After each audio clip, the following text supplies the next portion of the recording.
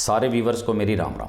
अगर आप किसी भी गवर्नमेंट जॉब को लेने की तैयारी कर रहे हो, जैसे SSC, CGL, CHSL, MTS, CPO, railway की कोई पोस्ट, बैंक की कोई पोस्ट जैसे बैंक पीओ या बैंक क्लरिकल या कोई भी गवर्नमेंट जॉब इसी तरह की आप लेने की तैयारी कर रहे हैं, तो आज उसमें सफलता प्राप्त करने के लिए, अपने कंपटीशन को क्लियर करने के लिए, पोस्ट लेने के लिए मैं आपको एक मूल मंत्र देने वाला हूं। यही मूल मंत्र मैंने अपने दोनों बेटों को दिया जिन्होंने अपनी फर्स्ट अटेम्प्ट में ही अपनी ड्रीम पोस्ट ली। बड़े बेटे ने 2014 के थ्रू सीजीएसटी इंस्पेक्टर कम कस्टम इंस्पेक्टर बना और छोटा बेटा 2018 के थ्रू। दोनों बेटे आज एक्साइज इंस्पेक्टर हैं और दोनों को ही मैंने ये मूल मंत्र दिया था। मैं चाहता हूं कि आप भी ये मूल मंत्र लेके इसी ढंग से तैयारी करो और सफलता प्राप्त करो। एक्चुअली क्या है कि आपने बुक्स के ढेर नहीं लगाने। ढेर लगाने वाला इंसान सफल नहीं होता। फिर बहुत ज्यादा टफ नहीं पढ़ना, जो टफ पढ़ाते हैं उनसे दूर ही रहना है और अलग अलग टीचर से पढ़ने की नहीं सोचनी, भाई 15 दिन कहीं पढ़ लिया, 10 दिन कहीं पढ़ लिया, 20 दिन कहीं पढ़ लिया। या तो आप सेल्फ प्रिपरेशन करो या फिर किसी एक टीचर पे भरोसा करो, उसी से पढ़ो। और इस आज की वीडियो में यही सब कुछ मैं आपसे डिस्कस करने वाला हूं।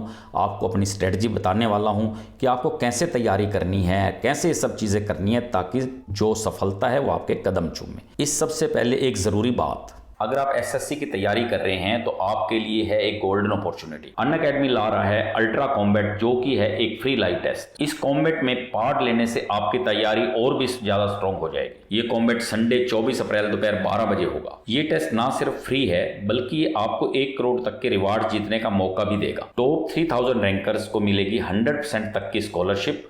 और सिर्फ इतना ही नहीं, आप इस कॉम्बैट से Dell laptop, Samsung mobile, Fitbit और अमेजोन वोचर्स भी जीत सकते हैं। ये 60 मिनट का टेस्ट होगा और इसमें 60 क्वेश्चंस होंगे जो कि चारों सेक्शन से आएंगे। इस कॉम्बैट का लिंक डिस्क्रिप्शन में है। आप मेरा कूपन कोड MASTERG मास्टर जी यूज करके इसे अनलॉक कर सकते हैं। तो जाइए और फटाफट से रजिस्टर कीजिए और इस कॉम्बैट का पूरा फायदा उठाइए। एक बात अपने दिमाग में बैठाओ कि जो पेपर सेटर होता है वो अनाड़ी नहीं होता, अनपढ़ नहीं होता, बहुत समझदार और बहुत एक्सपीरियंस्ड होता है। जब वो पेपर सेट करता है तो 50 से 60% ऐसे क्वेश्चंस देता है जो एवरेज हो, जो काफ़ी स्टूडेंट्स कर सके, जो आपके दिमाग का भरथा ना बनाए। उसके बाद 20 से 30% जो क्वेश्चंस होते हैं वो मॉडरेट टू टफ बनाता है और उसके बाद 5% कुछ टफ और सिर्फ 5% क्वेश्चन ही ऐसे होते हैं जो ज्यादा टफ हैं। तो यानी हमें सिर्फ 5% क्वेश्चंस के लिए ज्यादा टफ क्यों पढ़ें? और अगर हमें इतना टफ पढ़ना ही है तो भाई एसएससी, सीजीएल या इन पेपरों की तैयारी के लिए हम यूपीएससी में जाए ना। यूपीएससी तैयारी की रही और देखो यूपीएससी की जो प्रिपरेशन करते हैं उन्हें सीजीएल के किसी पेपर बैठा के देख लो, शायद एमटीएस का भी पता नहीं कर पाएंगे पेपर पास या नहीं, क्योंकि वो उसी लेवल का पढ़ते हैं, टफ पढ़ते हैं। हमें इस लेवल का पढ़ना है जो हमारे पेपर में आता है। अगर हम अपने लेवल को भूलेंगे तो कैसे सफल होंगे भाई? हमें अपने लेवल का ही पढ़ना है जो पेपर में आता है। अपने दिमाग का भरथा नहीं बनाना है, ज़्यादा परेशान नहीं होना, उसी ढंग से पढ़ना है, अपना सिलेबस उसी ढंग से लेके चलना है। ये समझ के चलना है कि जो बहुत ज़्यादा टफ क्वेश्चन आएंगे 5% वो हमें अटैम्प्ट नहीं करने, और अगर करने भी है तो उनमें तुक्का लगाना है। अगर उसकी तैयारी भी करेंगे तो कोई ज़रूरी थोड़ा कि वो क्वेश्चन आप उस टाइम कर पाओगे, उसके चक्कर में वापी भी पेपर पर जो है अपना बिगाड़ के बैठ जाओगे, तो उसको भूल जाइए। ज़्यादा टफ पढ़ाने वालों को या ज़्यादा टफ क्वेश्चंस को राहु और केतु समझ के भूल जाओ। देखो, हम कोई पीएचडी की तैयारी नहीं कर रहे, हम कोई स्पेशलिस्ट नहीं बन रहे हैं जो हम इन बिल्कुल 100% क्वेश्चंस करने हैं या टॉप लिस्ट में आना है। हमें तो अपनी ड्रीम पोस्ट लेनी है और 90 से 95% पेपर आप अगर सही से ढंग कर लेते हैं, ठीक होता है, तो आपको आपकी ड्रीम पोस्ट जरूर मिलेगी। और एक चीज़ और माइंड में रखो भाई, स्पेशलिस्ट से जो जनरलिस्ट होता है वो हमेशा ऊपर होता है। जनरलिस्ट स्पेशलिस्ट का हमेशा बॉस रहा है। जैसे आईएएस, आईपीएस, आईआरएस हैं, डॉक्टर्स, इंजीनियर्स के ऊपर ही रहते हैं और उनकी रिगार्ड कोई स्पेशलिस्ट से कम नहीं होती, ज़्यादा ही कहीं ना कहीं होती है। तो जनरलिस्ट बनो, स्पेशलिस्ट मत बनो, उन चीज़ों के चक्कर में मत रहो। दूसरी चीज़ जो मैंने कहा कि बुक्स के ढेर नहीं लगाने।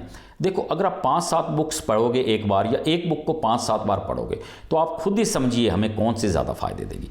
एक बुक को अगर 5-7 बार पढ़ लेंगे तो आप नींद में भी उन क्वेश्चंस को कर सकते हो भाई। जैसे मान लो आपने घर से रेलवे स्टेशन जाना है और आप डेली वो रास्ता एक लेते हो, तो आपके कदम अपने आप, अगर आप आधी नींद में भी होंगे तो उधर मुड़ेंगे।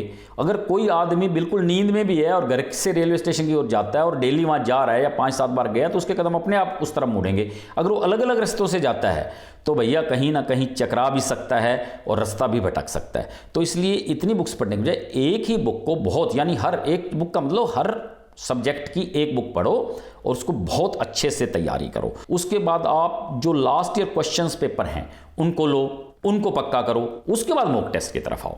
अगर आपने ये कर लिया अपनी बुक को सही ढंग से, उसके बाद आपने प्रीवियस ईयर क्वेश्चंस कर लिए, तो आप समझो कि आप सफलता के नज़दीक पहुंच गए। देखो एक और ज़रूरी बात है, जो लोग हम भूल जाते हैं, हम अपने दिमाग में नहीं रखते हैं, वो ये ज़रूरी बात है कि जैसे कोई इंसान थक जाता है, थका हुआ इंसान उतना काम नहीं कर पाता, उतनी आउटपुट नहीं दे पाता, बल्कि काम कर ही नहीं पाता। उसी ढंग से अगर दिमाग थका हुआ है तो वो भी भाई उतना आपको आउटपुट नहीं दे पाएगा, आपसे पढ़ी गई जो भी आपने कुछ पढ़ा है दिमाग में उतना नहीं रह पाएगा।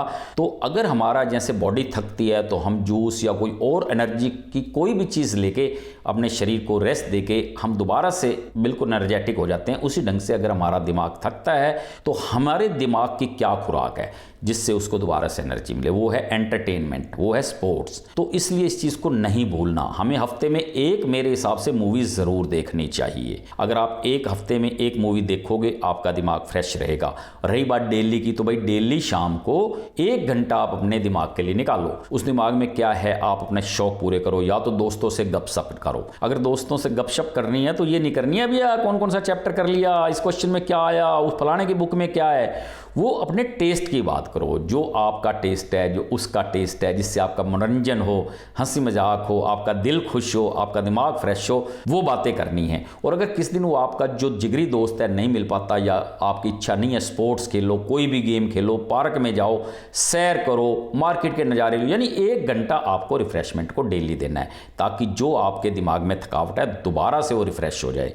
और उसके बाद मैं एक चीज़ बताऊं भाई, जब आपका 40 से 50% बुक से आपका हो गया तो उसके बाद आप प्रीवियस ईयर एग्जाम्स भी साथ के साथ लगाओ। जो आपकी बुक में आपने पढ़ा है वो प्रीवियस ईयर में आया है, कोई चीज़ नहीं आई है तो उसको नोट करो, नोटबुक बनाओ, उसको रिवाइज करो, और तब तक ये प्रीवियस ईयर और बुक पढ़ते रहो जब तक आपके द्वारा नोट किए हुए क्वेश्चंस आप बिल्कुल आराम से ढंग से नहीं कर सकते। जब 5-7 बार प्रीवियस ईयर क्वेश्चंस कर लोगे, 5-7 बार बुक हो गई, आपका पूरा सिलेबस हो गया, तो आपको लगेगा तो कुछ है ही नहीं। फिर उसके बाद आओ मॉक टेस्ट पे। जो मॉक टेस्ट हैं वो आपने कैसे लगाने हैं, उसी ढंग से लगाने हैं जैसे एग्ज़ाम का आपका इन्वायरमेंट होता है। आपको बैठ के करने हैं, दिन के टाइम करने हैं, दरवाजे बंद करके नहीं करने, खोल के करने हैं, ताकि थोड़ी बहुत डिस्टर्बेंस जैसी वहाँ होती है दरवाजे खुलो में यहाँ भी हो। और मॉक टेस्ट में कोई चीज़ नहीं आए उसको नोट करो। शुरू में तो हफ्ते में आप 3 या 4 मॉक टेस्ट लगाओ, जब एग्ज़ाम नज़दीक हो डेली 1 लगाओ, और अगर 2 का समय मिले तो 2 लगाओ। ये सब करके देखो भाई, आप हर सब्जेक्ट की बुक को अच्छे से पढ़ो 5-7 बार।